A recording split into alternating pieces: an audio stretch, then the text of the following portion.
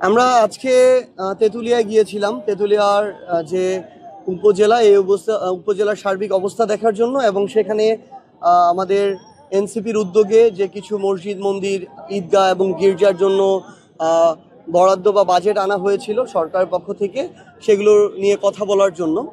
তো সেখানে গিয়ে আমরা শুনতে পেলাম যে আমাদের যে বাংলাবান্ধা ইউনিয়ন, বাংলাদেশের সর্ব উত্তরের ইউনিয়ন, এর যে 1 নম্বর ওয়ার্ড, অর্থাৎ যেটা একদম সীমান্তবর্তী ওয়ার্ড বাংলাবান্ধা স্থল বন্দরের সাথে, সেখানে আমরা গিয়ে দেখলাম মহানন্দা নদীর ঠিক ওইখানে, মহানন্দা নদীর এপারেই তো আমাদের বাংলাদেশ এবং নদীর ওপারেই হচ্ছে ভারত। সেখানে তার কাটা দেয়া, এবং সেখানে মহানন্দা নদীর ওপারে তারা একটা স্লুইস গেট দিয়ে রেখেছে। তো সেখানের 9টা গেট তারা হঠাৎ করে কোনো কিছু না জানিয়ে ভোর 4টার দিকে ছেড়ে দিয়েছে। তো এভাবে হঠাৎ করে ছেড়ে দেওয়ার কারণে ওই যে নদীর পানির যে ঢেউ, এই ঢেউয়ের কারণে আমাদের একটা গ্রাম একদম সংকটপূর্ণ অবস্থায় পড়ে গেছে। সেখানে বিশাল একটা ভাঙন সৃষ্টি হয়েছে, এবং রোড পর্যন্ত, পাড়টা ভেঙে গিয়ে রোড পর্যন্ত পানিটা চলে এসেছে, ঢেউয়ের চেয়ে পানি। তো আমাদের ওখানে গিয়ে দেখে যেটা মনে হয়েছে যে এটা যদি এভাবে চলতে থাকে, আজকে রাতের মধ্যে এটা আমাদের যে রোড, সেই রোডে এটা আঘাত করতে পারে, এবং রোড ভাঙলে তারপরে কিন্তু বাড়ি ভাঙা শুরু করবে। তো আমরা আসলে ভারতকে আমাদের জায়গা থেকে একটা জিনিস বলতে চাই, তারা যদি আমাদের প্রতিবেশী রাষ্ট্র হতে চায়, তাদের আচরণ প্রতিবেশী রাষ্ট্র মতো হইতে হবে। তাদের মন চাইলো তারা একটা নদীর স্লুইস গেট দিল, মন চাইলো আটকে রাখলো, মন চাইলো ছেড়ে দিল, মন চাওয়া অনুযায়ী যদি কাজ করে, তাহলে বাংলাদেশের মানুষের মনে anti Indian sentiment day by day আরো প্রকট হবে। এবং আমরা মনে করি আমাদের জায়গা থেকে যে এটা দুই রাষ্ট্রের সম্পর্কের জন্য কোনো পজিটিভ কোনো বার্তা দিবে না।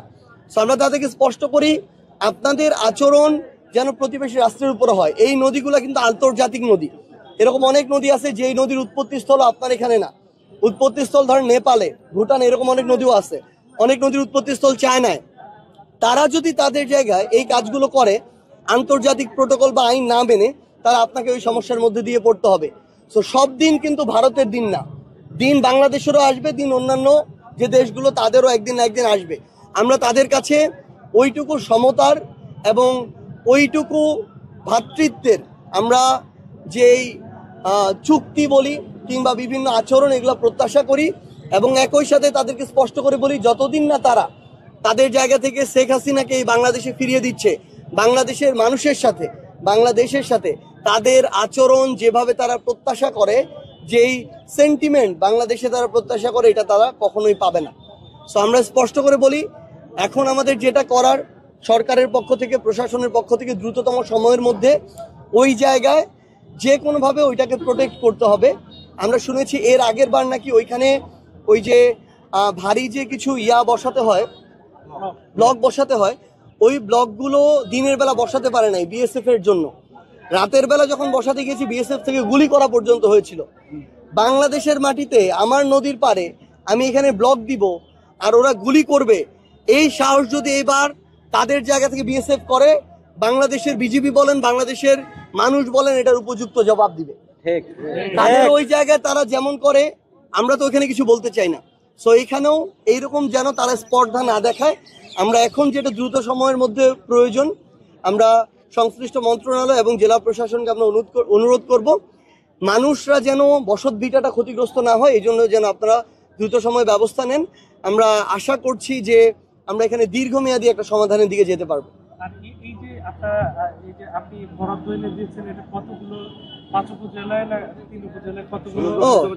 না, আমরা ওই সমতাটা সবসময় রাখতে চাই।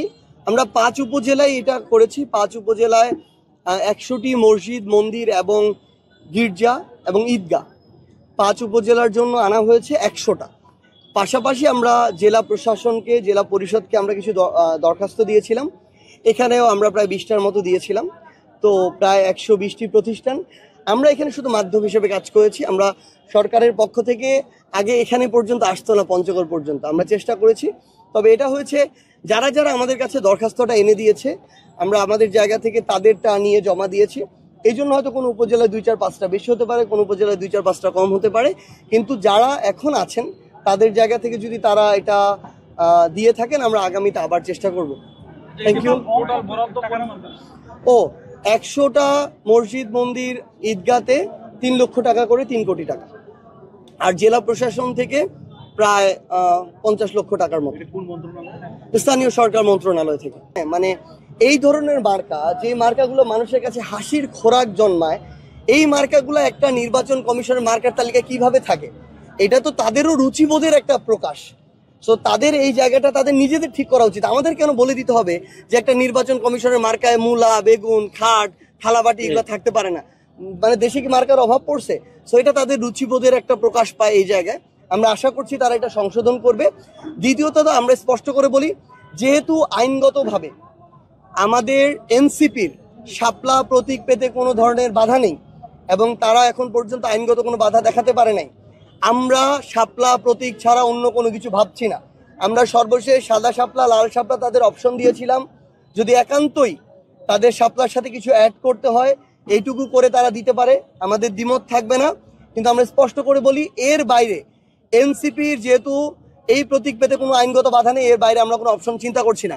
এটা আমরা স্পষ্টভাবে দেখতে পাচ্ছি, এখানে নির্বাচন কমিশন স্বেচ্ছাচারিতা করছে, তারা এখানে ক্ষমতার অপব্যবহার করার চেষ্টা করছে এবং এই আচরণটা অবশ্যই তারা প্রকাশ করছে যখন তারা কারো দ্বারা প্রভাবিত হচ্ছে।